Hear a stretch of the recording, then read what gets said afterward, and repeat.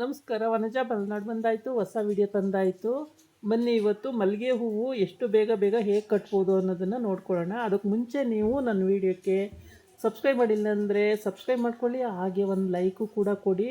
ಇವತ್ತು ನಮ್ಮ ಮನೆಯಲ್ಲೇ ಬೆಳೆದಿರೋಂಥ ಮಲ್ಲಿಗೆ ಹೂವು ತುಂಬ ಇದ್ದಾವೆ. ಬಟ್ಟು ಮಲ್ಲಿಗೆ ಅಂದರೆ ತೊಟ್ಟು ತುಂಬ ಚಿಕ್ಕ ಚಿಕ್ಕ ತೊಟ್ಟುಗಳು, ಕಟ್ಟೋದು ತುಂಬ ಕಷ್ಟ.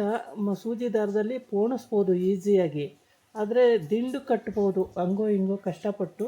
ಆದರೆ ಕೈಯಲ್ಲಿ ನಾವು ಹೂ ಕಟ್ಟೋ ರೀತಿ ಕಟ್ತೀವಿ ಅಂದರೆ ಬ್ಯಾಲೆನ್ಸ್ ಇದ್ದರೆ ಮಾತ್ರ ಕಟ್ಬೋದು, ಇಲ್ಲ ಅಂದರೆ ಕಟ್ಟಲಿಕ್ಕೆ ಬರೋದಿಲ್ಲ. ಏಕೆಂದರೆ ಚಿಕ್ಕ ಚಿಕ್ಕ ತೊಟ್ಟು, ಇಷ್ಟಿಷ್ಟೇ ತೊಟ್ಟು, ಹೂವು ಮಾತ್ರ ತುಂಬ ಚೆನ್ನಾಗಿರುತ್ತೆ. ತೊಟ್ಟುಗಳು ಮಾತ್ರ ಪುಟಾಣಿ ತೊಟ್ಟುಗಳು, ಒಳ್ಳೆ ಘಮ ಘಮ ಘಮ ಅನ್ನೋ ಪರಿಮಳ, ಸಖತ್ ಚೆನ್ನಾಗಿದ್ದಾವೆ. ಬಟ್ಟು ಮಲ್ಲಿಗೆ ಅಷ್ಟು ಚಂದ. ಇದನ್ನು ಮೊಗ್ಗಲ್ಲೇ ಕಿತ್ಕೊಬಂದ್ಬಿಟ್ಟು ನಾವು ಒಂದು 10 ನಿಮಿಷ ನೀರಲ್ಲಿ ಹಾಕ್ಬಿಡ್ಬೇಕು. ಬೆಳಗ್ಗೆನೇ ಕೀಳಬೇಕು. ಬೆಳಗ್ಗೆ 8-8:30 ಕಿತ್ತುಬಿಟ್ರೆ ನೀರಲ್ಲಿ ಹಾಕ್ಬಿಟ್ಟು ಒಂದು 10 ನಿಮಿಷ, ಆಮೇಲೆ ತಗೊಂಡು ಕಟ್ಟಿಟ್ಬಿಟ್ರೆ ನಾಳೆಗೆ ಮೊಗ್ಗಂಗೆ ಇರುತ್ತೆ ಹೊರತು ಅದು ಹರಡಲ್ಲ. ತುಂಬ ಚೆನ್ನಾಗಿರುತ್ತೆ. ಒಂದೊಂದು ದಿವಸ 2 ಮಾರು ಸಿಗುತ್ತೆ, ಒಂದೊಂದು ದಿವಸ 1 ಮಾರು ಸಿಗುತ್ತೆ. ಹೀಗೆ ಇದು ಸೀಸನ್ ಇದ್ದಂಗೆ. ಇವಾಗಲೇ ಏಪ್ರಿಲ್ ತಿಂಗಳಲ್ಲಿ ಒಂದು ಸಲ ಅರಳಿತ್ತು, ಮೇ ತಿಂಗಳಲ್ಲಿ ಒಂದು ಸಲ ಅರಳಿತ್ತು. ಈಗ ಜೂನ್ ತಿಂಗಳಲ್ಲೂ ಕೂಡ ಈ ಮಳೆ ಸ್ಟಾರ್ಟ್ ಆಗಿದೆ. ಆದರೂ ಕೂಡ ಇವಾಗಲೂ ಎಲ್ಲ ಮೊಗ್ಗಾಗಿದೆ, ಅರಳ್ತಾ ಇದೆ. ತುಂಬ ಸಿಗುತ್ತೆ ಬಿಡಿ.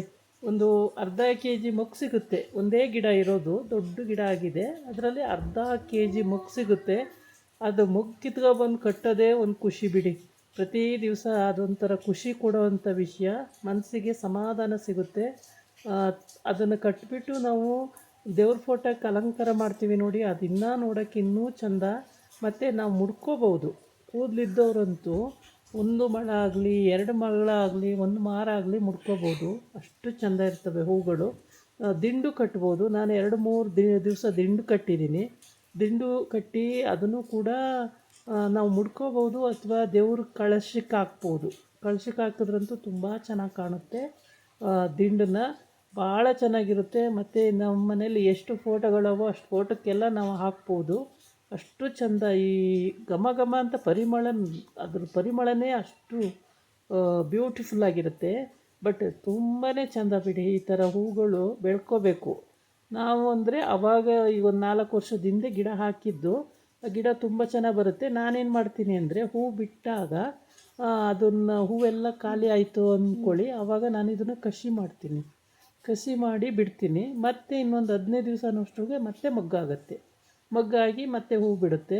ತುಂಬ ಹೂ ಬಿಡುತ್ತೆ ಬಿಡಿ. ಮತ್ತು ಅದಕ್ಕೊಂದು ಸ್ವಲ್ಪ ಗೊಬ್ಬರ ಹಾಕಿ, ಅಥವಾ ನೀವು ಟೀ ಮಾಡ್ತೀರಲ್ವ ಮನೆಯಲ್ಲಿ, ಟೀ ಮಾಡಿದ್ದು ಅದರದ್ದು ಇದು ವೇಸ್ಟ್ ಪೌಡ್ರ್ ಬರುತ್ತೆ ನೋಡಿ, ಟೀ ಮಾಡಿ ಆಚೆ ಎಸೆಯೋ ಬದಲು ಗಿಡಕ್ಕೆ ತೊಗೊಂಡೋಗಿ ಹಾಕಿದ್ರಂತೂ ಇನ್ನೂ ಚೆನ್ನಾಗಿ ಬರುತ್ತೆ ಗಿಡ. ಗೊಬ್ಬರ ಹಾಕ್ದಂಗೆ ಆಗುತ್ತೆ, ಇನ್ನೂ ಚೆನ್ನಾಗಿ ಬರುತ್ತೆ. ಮತ್ತು ದನಿನ ಗೊಬ್ಬರ ಸಿಕ್ಕಿದ್ರೆ ಹಾಕಿದರೆ ಇನ್ನೂ ಅದು ಚೆನ್ನಾಗಿ ಬರುತ್ತೆ. ತುಂಬ ಚೆನ್ನಾಗಿ ಬಂದಿದೆ ಗಿಡ. ನಾನು 2-3 ಶಾರ್ಟ್ಸಲ್ಲೆಲ್ಲ ಹಾಕಿದ್ದೀನಿ.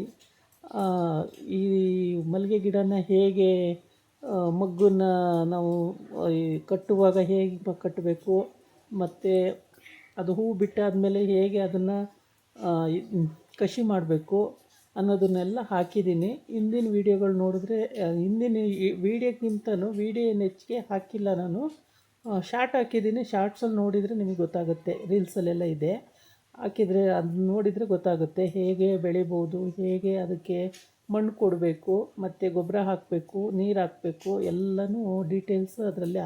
ಅಂದರೆ ನಾನು ವಾಯ್ಸ್ ಓವರ್ ಕೊಡದೇ ಇದ್ರೂ ಅಲ್ಲಿ ಅದು ಪಿಕ್ಚರ್ ಬರುತ್ತಲ್ಲ, ಅದು ನೋಡಿದ್ರೇ ಗೊತ್ತಾಗುತ್ತೆ ಹೇಗೆ ಮಾಡ್ಕೋಬೋದು ಅಂತ ಹೇಳ್ಬಿಟ್ಟು. ತುಂಬಾ ಬ್ಯೂಟಿಫುಲ್ಲಾಗಿದೆ ನೋಡೋದಕ್ಕೆ. ಸುಮಾರು ಅಷ್ಟು ದೊಡ್ಡದಾಗಿದೆ ಗಿಡ. ಸುಮಾರು ಒಂದು ಅರ್ಧ KG ಹೂವಂತೂ ದಿನದಲ್ಲಿ ಸಿಕ್ಕುತ್ತೆ. ಅರ್ಧ KG ಹೂವು ತಂದು ನಾವು ಮುಡ್ಕೋಬೋದು, ಅಥವಾ ಬಂದು ಗೆಸ್ಟ್ಗಳಿಗೆ ಕುಂಕುಮದ ಜೊತೆಗೂ ಕೊಡ್ಬೋದು, ಅಥವಾ ದೇವ್ರ ಫೋಟೋಕ್ಕಂತೂ ತುಂಬ ಬ್ಯೂಟಿಫುಲ್ಲಾಗಿ ಅಲಂಕಾರ ಮಾಡ್ಬೋದು. ತುಂಬ ಚೆನ್ನಾಗಿರುತ್ತೆ. ಇದನ್ನು ನಾವು ಇದೇ ರೀತಿ ಬೆಳೆದು ನಾವು ಹೂ ಕಟ್ಟಿ ದೇವ್ರ ಫೋಟೋಕ್ಕೆಲ್ಲ ಅಲಂಕಾರ ಮಾಡಿ ಶುಕ್ರವಾರ ಅಥವಾ ಸೋಮವಾರ ಅಲಂಕೃತವಾಗಿ ಪೂಜೆ ಮಾಡಿದ್ರಂತೂ ಸೂಪರಾಗಿರುತ್ತೆ. ತುಂಬ ಚೆಂದ ಮನೆಯಲ್ಲಿ ನೋಡೋದಕ್ಕೆ. ಇಡೀ ಮನೆಯೆಲ್ಲ ಘಮ ಘಮ ಘಮ ಅಂತಿರುತ್ತೆ. ಏಕೆಂದರೆ ಫ್ರೆಶ್ ಹೂ ನೋಡಿ, ನಾವು ಮಾರ್ಕೆಟಿಂದ ತರವಾದರೆ ಅದು ಇವತ್ತು ಕಿತ್ತು ನಾಳೆ ಕಳಿಸ್ತಾರೆ. ನಮ್ದು ಹಂಗಲ್ವಲ್ಲ, ಇವತ್ತಿಂದ ಇವತ್ತೇ ಸಿಕ್ಬಿಡುತ್ತಲ್ಲ, ಹಂಗಾಗಿ ತುಂಬಾ ಚೆನ್ನಾಗಿರುತ್ತೆ. ಇದಾಗಿತ್ತು ಇವತ್ತಿನ ವಿಡಿಯೋ. ನಾಳೆ ಇನ್ನೊಂದು ವಿಡಿಯೋ ಜೊತೆ ಬರ್ತೀನಿ. ನಮಸ್ಕಾರ.